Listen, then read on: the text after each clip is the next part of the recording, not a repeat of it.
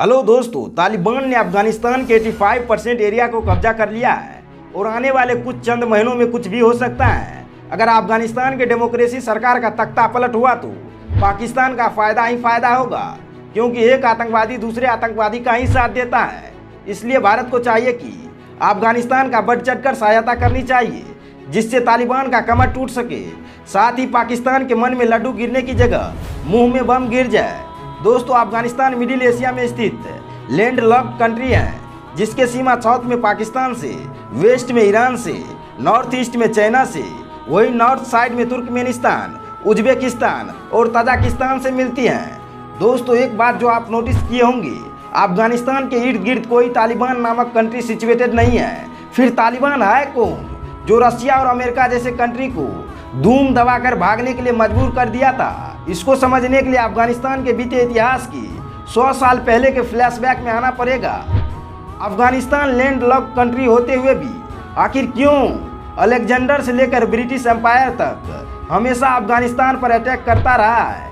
इनकी वजह इनकी लोकेशन। यह देश एशिया के मिडिल में स्थित है, जिससे एशिया और यूरोप में व्यापार करना आसान और बेनिफिट होता है। 19वीं सदी में ब्रिटिश और रशिया के बीच घोर दुश्मनी थी और दोनों महाशक्ति के बीच होड़ मची थी कि कौन कितने देश को कब्जा कर सकता है। अफगानिस्तान के बेहतर लोकेशन के कारण ब्रिटिश और रशिया दोनों की इच्छा थी कि इस पर मेरा कब्जा हो, जिसके कारण दोनों के बीच बार बार लोहे का लोहे जैसा टक्कर हो जाता और दोनों को नुकसानें झेलनी पड़ती। तब जाकर दोनों ने सॉल्यूशन निकाला, इस पर न ही मेरा यानी ब्रिटिश का कब्जा रहेगा और न ही रशिया का यानी ये देश आज़ाद रहेगा। और यही वजह है 1919 ईस्वी में ही अफगानिस्तान पूरी तरह से आज़ाद था। लेकिन ऐसी आज़ादी का क्या करेंगे जो कभी भी कोई देश आसानी से हमला कर देता है? खैर कोई नहीं। 1919 से 1959 तक किंग जाहिर शाह ने राजतंत्र को बरकरार रखा और 1960 आते ही किंग जाहिर शाह ने ही अफगानिस्तान को लोकतांत्रिक देश बना दिया। इलेक्शन होने पर भी किंग जाहिर शाह की ही जीत हुई। इस बीच अफगानिस्तान का डेवलपमेंट खूब जोर शोर से हुआ। अब 1973 आ गया था। इस बीच किंग जाहिर शाह ने विदेशी दौरे पर गया। इसी मौके का तलाश था किंग जाहिर शाह के कजन भाई दाऊद खान का, जो कि एक पुलिस ऑफिसर थे। किंग जाहिर शाह के जाने के बाद ही दाऊद खान ने पूरे सेना को अपने कंट्रोल में ले लिया और बिना किसी इलेक्शन के खुद को प्रधानमंत्री, राष्ट्रपति, शिक्षा मंत्री, स्वास्थ्य मंत्री, विदेश मंत्री सब कुछ अपने से ही घोषित कर ली और मनमर्जी का अत्याचार करना शुरू कर दिया। और कुछ सालों बाद ही 1978 में अफगानिस्तान के दूसरों गुटों ने रूस के मदद से दाऊद खान का हत्या करवा दी। फिर तख्ता पलट करते हुए कम्युनिस्ट सरकार की गठन हुई। कम्युनिस्ट सोच होने के कारण ये सरकार लैंड रिफॉर्म्स लाना शुरू कर दिया, यानी जिसके पास अधिक जमीन था उससे जमीन छीनकर गरीबों को बराबर भागों में बांटना शुरू कर दिया। ये दखल अंदाजी जमींदार किसानों को बहुत बड़ा ठेस पहुंचाया, जिसके कारण ये कम्युनिस्ट पर हमला करना शुरू कर दिया। ये हमला इतना घातक रूप ले लिया कि कम्युनिस्ट पर तख्ता पलट होने का संकट मंडराने लगा। फिर ये सरकार कम्युनिस्ट के माई बाप यानी रूस की मदद ली। आलम तो ये हो गया 1979 से 1989 तक रूस ने अफगानिस्तान के सारे शहर को अपने कब्जे में ले लिया, पर वहाँ के गाँव को नहीं। इनकी वजह है अफगानिस्तान की ज्योग्राफी। आप इनके शहर को तो आसानी से कंट्रोल कर लोगे, लेकिन पहाड़ के अंदर बसे गांव को कंट्रोल नहीं कर सकते। यही कारण था गांव के सभी लोग एकजुट हो गए रूस को भगाने के लिए। लेकिन अफगानिस्तान का एक इतिहास रहा है, बाहरी ताकत को भगाने के लिए एकजुट होकर मुकाबला करते हैं, बट जैसे ही बाहरी ताकत जाते हैं कि ये लोग आपस में ही लड़ने लगते हैं। और यही हुआ था 1989 में। अफगानी अपने में ही कई ग्रुप बना लिया और उस समय होड़ मची थी कि मेरा ग्रुप देश पर शासन करेगा तो मेरा ग्रुप देश चलाएगा, और अपने में ही मारधार शुरू कर दी। और अंततः इन सभी ग्रुपों में स्टूडेंट से बने ग्रुप यानी तालिबान उभर कर मजबूती में दिख रहा था। और तालिबान ने 1996 तक बहुत सारे ग्रुप को मारधार कर अफगानिस्तान को अपने कंट्रोल में ले लिया। और यही हुआ था तालिबान नामक ग्रुप का जन्म, जिनके नेता मुल्ला उमर थे।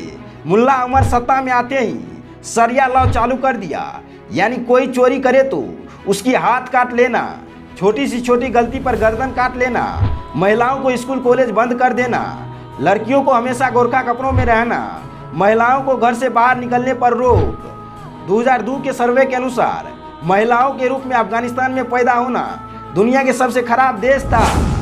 दोस्तों अब बात करते हैं इसी देश में पनप रहे अलकायदा ग्रुप की। इनकी हैसियत की बात करें तो ये तालिबान का भी बाप निकला, जो किसी एक देश को कब्जा नहीं करना चाहती बल्कि आतंकवाद के दम पर पूरे दुनिया को अपने इशारे से चलाना चाहते थे। इनके लीडर थे ओसामा बिन लादेन और अयमन अल जवाहिरी। अलकायदा और तालिबान दोनों ग्रुप आपस में मिले थे। अलकायदा को फुल्ली सपोर्ट था तालिबान का, और अलकायदा का ट्रेनिंग सेंटर भी अफगानिस्तान में फल फूल रहा था। अलकायदा ने पूरे दुनिया भर में ऐसी घटना को अंजाम दिया कि पूरे दुनिया ओसामा बिन लादेन से डरने लगा।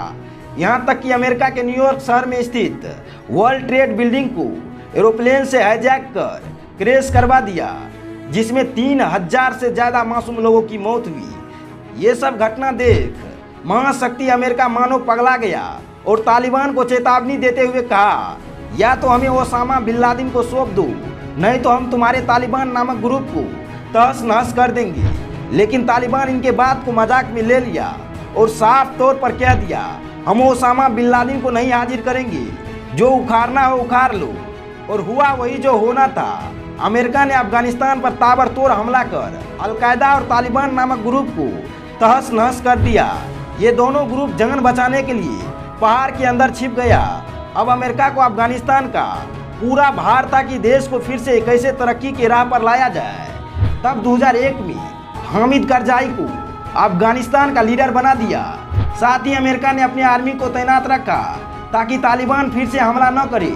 लेकिन कुछ सालों बाद ही तालिबान ने पहाड़ी एरिया से छिपे छिपे हमला करना शुरू कर दिया, जिसके वजह से अमेरिका ने खुद के 4000 सैनिक को खो दिए और धीरे धीरे तालिबान फिर से अफगानिस्तान को कब्जा करता गया। लेकिन अमेरिका जिस इरादा से आया था वो इरादा 2011 में ओसामा बिन लादेन को मारकर पूरा भी कर लिया। लेकिन अमेरिका 2011 में अपने सैनिक को अफगानिस्तान से बुलाया नहीं, बल्कि 2011 से 2020 तक अफगानिस्तान के सैनिक को ट्रेनिंग देकर मजबूत बना रहा था। लेकिन 2021 में जैसे ही अमेरिका ने घोषणा करते हुए अपने सैनिक को अफगानिस्तान से खाली करवाया कि वैसे ही तालिबान फिर से अपना बवंडर रूप में दिन पर दिन अफगानिस्तान के एरिया को कब्जा कर रहा है। आलम तो ये हो गया है, अफगानिस्तान के 85% एरिया को तालिबान कब्जा कर लिया है और आने वाले कुछ महीनों में क्या होगा कहना मुश्किल है। तो दोस्तों ये रहा अफगानिस्तान के बारे में नॉलेज से भरी जानकारियाँ। अगर अच्छा लगा हो तो एक लाइक जरूर कर दे। साथ ही नए दोस्तों से कहना है हमारे चैनल को सब्सक्राइब कर बेल आइकन को प्रेस कर दे। तब तक के लिए जय हिंद।